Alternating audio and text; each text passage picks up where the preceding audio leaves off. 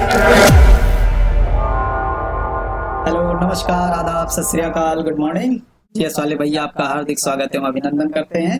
तो दोस्तों, हम लोग जीएस में पॉलिटी के सेक्शन से शुरू करते हैं। आज हम लोगों का पहला टॉपिक है और पढ़ेंगे भारतीय संविधान के विकास का परिचय। तो दोस्तों, इसमें लिखी सभी चीजें जो है एग्जाम ओरिएंटेड है फुल्ली। एसएससी, बैंक, रेलवे, आरओ पेट के लिए फुल्ली ओरिएंटेड, एग्जाम ओरिएंटेड बनाया गया है वनडे एग्जाम के लिए। एक एक टॉपिक इसका बहुत ही इंपॉर्टेंट है।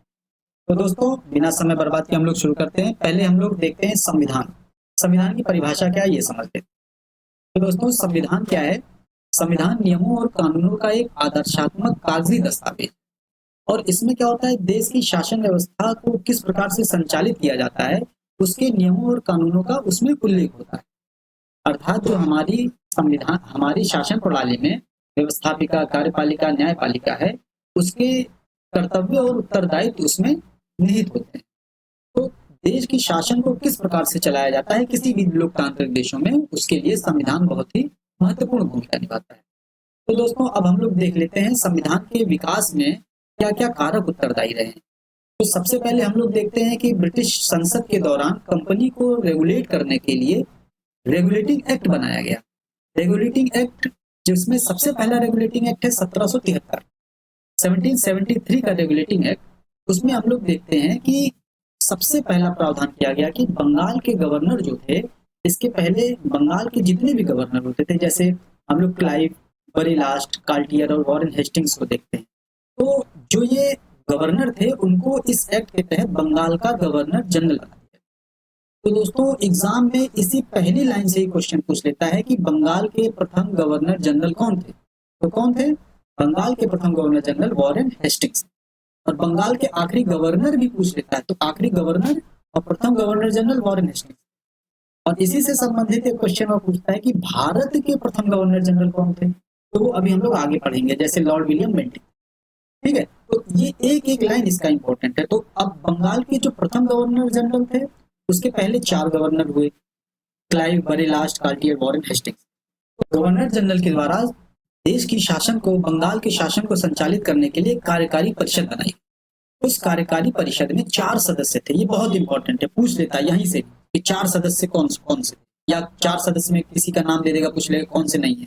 तो नाम ध्यान रखना है, फ्रांसिस, क्लेवरिंग, मानसन, वारेकर। तो ये पूछ सकता है। ठीक है, तो अब देखिए इसके बाद क्या है, बंबई और मद्रास को गवर्नर, बंबई और मद्रास के गवर्नर को बंगाल के अधीन कर दिया गया। अब बंबई और मद्रास को क्यों किया गया, तो ये समझते हैं, थोड़ा सा इतिहास देख लेते हैं। अब हमने बोला था ना कि हम लोग रिवीजन करते चले, तो अब जिसने पढ़ा होगा इतिहास उसका रिवीजन थोड़ा सा 10 सेकंड लगेगा। ठीक है, वो देख लेते हैं। क्योंकि मद्रास में फोर्ट सेंट जॉर्ज का किला बनाया गया था 1639 में, तो वो अंग्रेजों के द्वारा बनाया गया था, तो मद्रास अंग्रेजों के अधीन था। और बंबई पुर्तगालियों के द्वारा 1661 में ही जब चार्ल्स विक्टी की शादी हुई थी कैथरीन से, तो उसको बंबई को दहेज दे दिया गया था अंग्रेजों को, तो बंबई उनके अधीन था। तो जब रेगुलेटिंग एक्ट बनाया गया तो बंबई और मद्रास को कलकत्ता के अधीन कर दिया गया। तो थोड़ा सा यहाँ से हम लिंक कर लेंगे तो हमारी अंडरस्टैंडिंग बन जाएगी, हमको समझ में आ जाएगा चीज, हमको ज्यादा रटनी भी नहीं पड़ेंगी। तो ये हो गया। अब इसके दौरान एक चीज और की गई, 1774 में कोलकाता में या कलकत्ता में उच्चतम न्यायालय की व्यवस्था की गई। एक उच्चतम न्यायालय का गठन किया गया। उस उच्चतम न्यायालय के जो सर्वोच्च न्यायाधीश थे, जो न्यायाधीश थे, मुख्य न्यायाधीश कह सकते हैं, वो सर एलिजा इम्पे थे। ये भी बहुत इंपॉर्टेंट है। तो मतलब एक एक चीज लाइन जो लिखी है इसमें इंपॉर्टेंट है, बहुत ही रिलायबल सोर्स है ये आप लोगों के। ठीक, तो सर एलिजा इम्पे थे। और अन्य न्यायाधीश कौन थे? चैम्बर्स, लिमेस्टर और हाइट थे। ये भी इंपॉर्टेंट है, ये भी पूछ सकता है। तो छोटी सी है, इंपॉर्टेंट चीजें हैं, वो आपको ध्यान में रखनी है। नियुक्ति इनकी कौन करता था? जाहिर सी बात है, ब्रिटिश सरकार करेगी इनकी नियुक्ति। अच्छा, इनको अब न्यायालय बन गया, अब इनको न्यायालय बना है न्याय करने के लिए। अब न्याय किस कानून के हिसाब से करेंगे? तो ये भारतीय कानून के हिसाब से न्याय नहीं करते थे, ये न्याय करते थे अपने कानून के हिसाब से, ब्रिटिश कानून के अनुसार। जो ब्रिटिश में कानून बनते तो उनके अनुसार भारत में न्याय व्यवस्था ये करते। तो ये समस्या थी।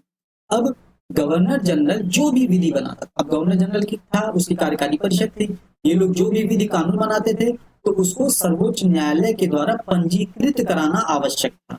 अब यहीं से जो अब इनके लिए पंजीकरण जो कराना आवश्यक था, यहीं से विवाद बनता है गवर्नर जनरल और सर्वोच्च न्यायालय का। तो न्यायालय से पंजीकृत कराना इन लोगों के लिए आवश्यक था। और इसके तहत क्या किया गया, जो कंपनी के कर्मचारी थे और निजी व्यापार वाले जो कर्मचारी थे, अब इसके तहत जो कंपनी के कर्मचारी थे उनके निजी व्यापार को प्रतिबंधित किया गया और भारतीय लोगों से उपहार लेना प्रतिबंधित कर दिया गया। ऐसा क्यों किया गया? क्योंकि बहुत ही भ्रष्टाचार फैल गया था कंपनी में। अभी इसीलिए तो रेगुलेट करने के लिए रेगुलेटिंग एक्ट लाया था।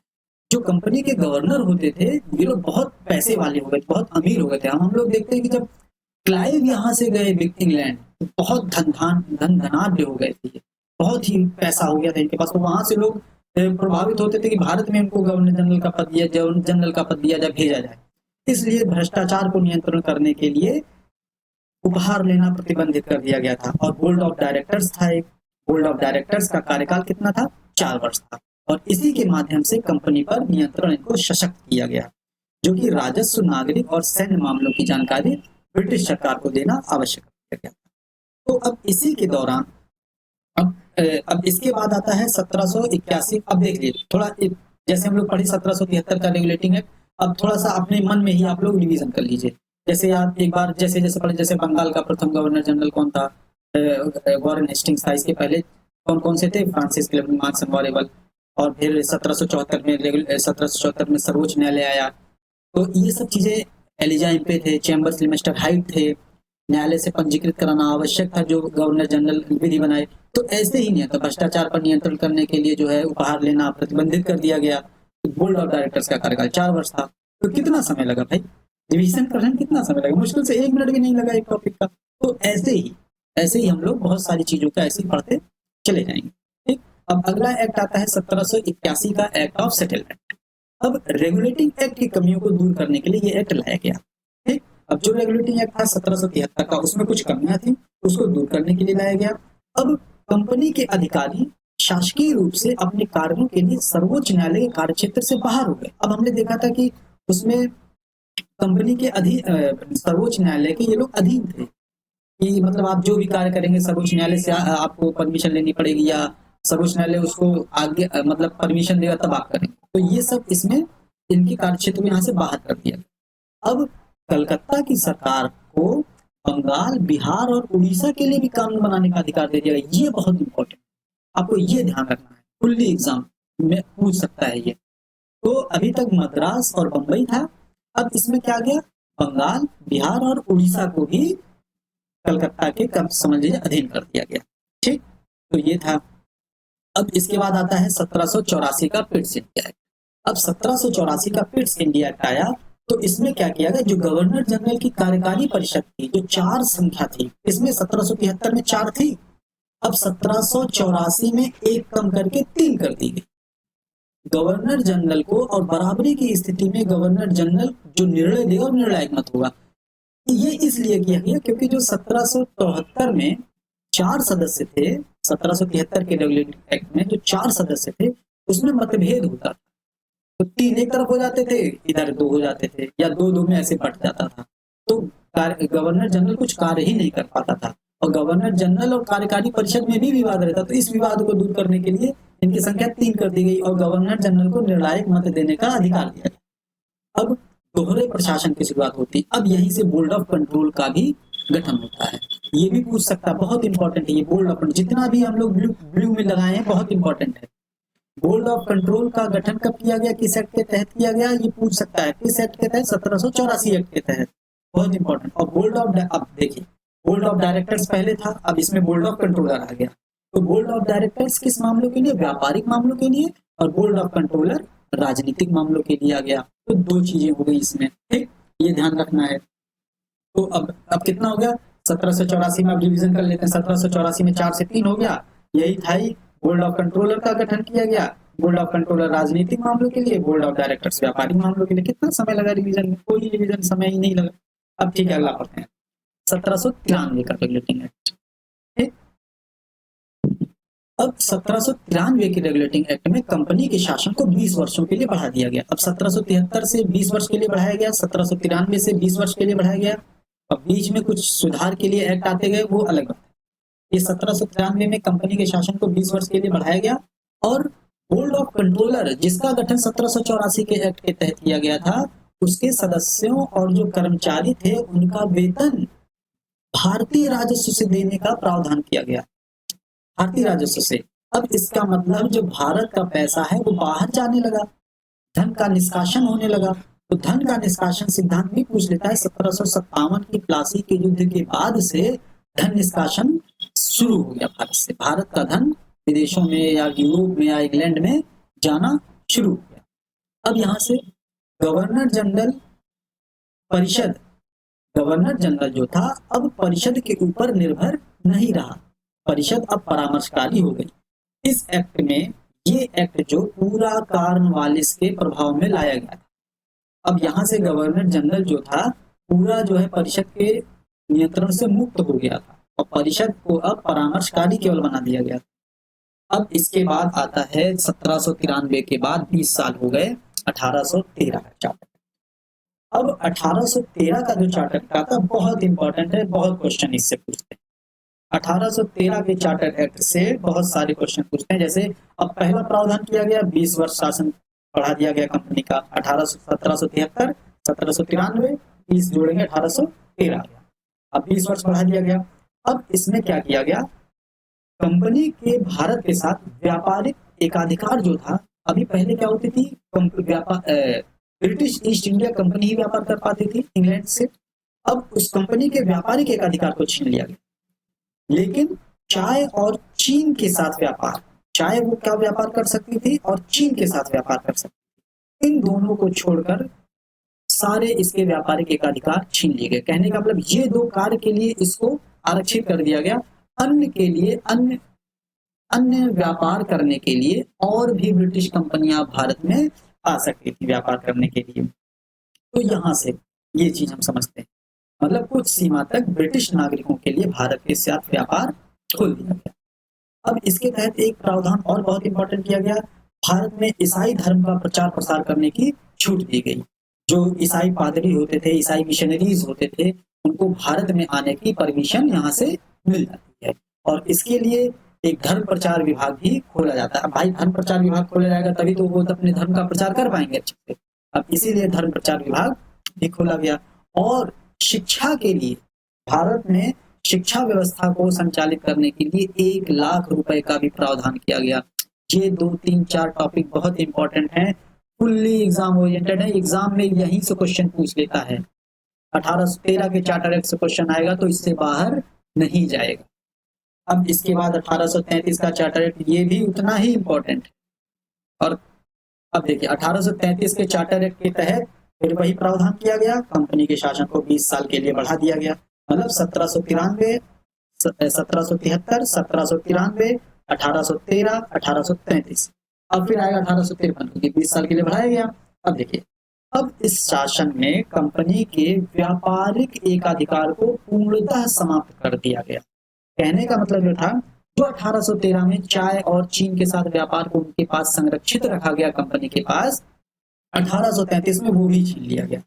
मतलब कंपनी के व्यापारिक एकाधिकार को पूर्णतः छीन लिया गया।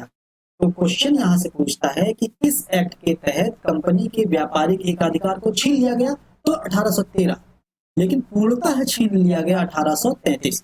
देखिए पूर्णतः का ध्यान रखिएगा यहाँ से, ठीक। तो और जो कंपनी को क्षतिपूर्ति हुई थी उसकी व्यवस्था भी इन लोगों ने की। अब यहाँ से हम देखते हैं कंपनी का कार्य, अब कंपनी के व्यापारिक एकाधिकार को तो छीन लिया गया, तो कंपनी का कार्य क्या रह गया, अब सिर्फ और सिर्फ भारत पर शासन का, राजनीतिक और प्रशासनिक कार्य, ठीक। अब यहाँ से केंद्रीकरण करने की व्यवस्था भी शुरू की गई। संपूर्ण भारत का जो गवर्नर जनरल था, कौन था, भारत का गवर्नर जनरल, संपूर्ण भारत, जो बंगाल का गवर्नर जनरल था अब उसको संपूर्ण भारत का गवर्नर जनरल घोषित कर दिया गया इसी एक्ट के तहत, 1833 एक्ट। तो अब देखिए क्वेश्चन क्या क्या पूछता है यहाँ से, 1773 वाले से, बंगाल का प्रथम गवर्नर क्लाइव, बंगाल का प्रथम governor general Warren Hastings, Bengal का आखिरी गवर्नर वॉरेन हेस्टिंग्स, मतलब जो आखिरी गवर्नर था वही तो प्रथम गवर्नर जनरल बनेगा बंगाल का, तो वॉरेन हेस्टिंग्स हो गया। अब जो बंगाल का गवर्नर जनरल था उसको भारत का गवर्नर जनरल बनाया गया 1833 एक्ट, ठीक। ये ध्यान दीजिए, यहाँ पर कुछ ये शब्द हैं जो बहुत ही ध्यान रखने वाली चीज। अब विधिक परामर्श करने के लिए एक विधि आयोग की भी व्यवस्था की गई और विधिक परामर्श के लिए विधि सदस्य के रूप में एक चौथा सदस्य बनाया गया। अब यही चौथा सदस्य जो होता है लॉर्ड मैकाले होता है, जो बहुत ही इंपॉर्टेंट पर्सन है ब्रिटिश और भारत में शिक्षा व्यवस्था और ब्रिटिश किस प्रकार से भारत में शासन व्यवस्था का संचालन करेगी, लॉर्ड मैकाले की है। आज की शिक्षा भी कहीं ना कहीं लॉर्ड मैकाले की ही देन है, अंग्रेजी शिक्षा। ठीक, तो जो चौथा सदस्य आया विधि सदस्य के रूप में, कानून परामर्श के रूप में, कानून परामर्शकर्ता के रूप में आया, वो लॉर्ड मैकाले आया। अब देखिए परिषद में चौथा सदस्य आया, इसका मतलब परिषद में 4 सदस्य हो गए, मतलब इसके पहले 3 थे और उसके भी पहले 4 थे। तो देखिए अब यहाँ से फिर रिवीजन का यही टॉपिक आगे रिवीजन करने का। 1773 में 4 थे, फिर 1784 में 3 आ गए, अब 3 हुए, और फिर यहाँ पर 1833 में 4 कर दिया गया, तो चौथा सदस्य लॉर्ड मैकाले। ठीक है, ये देखिए रिवीजन हो गया।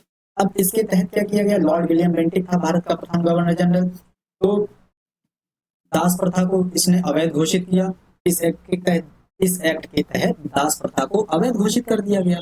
और उसके बाद जब दास प्रथा को अवैध घोषित किया गया, लेकिन पूर्णतः उन्मूलन नहीं हुआ, पूर्णतः इसका उन्मूलन 1843 में 1843 में हुआ। अब उसमें लॉर्ड एलन बरो था, उसके शासनकाल में हुआ।